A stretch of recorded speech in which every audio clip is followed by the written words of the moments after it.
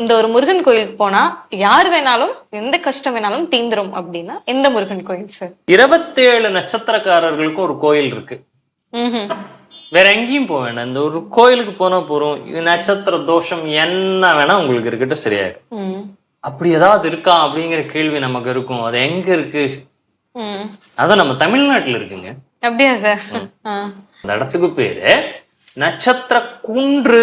திருவண்ணாமலை மாவட்டத்துல இருக்கு. திருவண்ணாமலை மாவட்டத்துல அருகில போலூர் அப்படிங்கிற ஊரு. அங்கிருந்து ஒரு 16 கிலோமீட்டர்ல முருகப்பெருமானுக்கு உண்டான ஒரு ஆலயம்.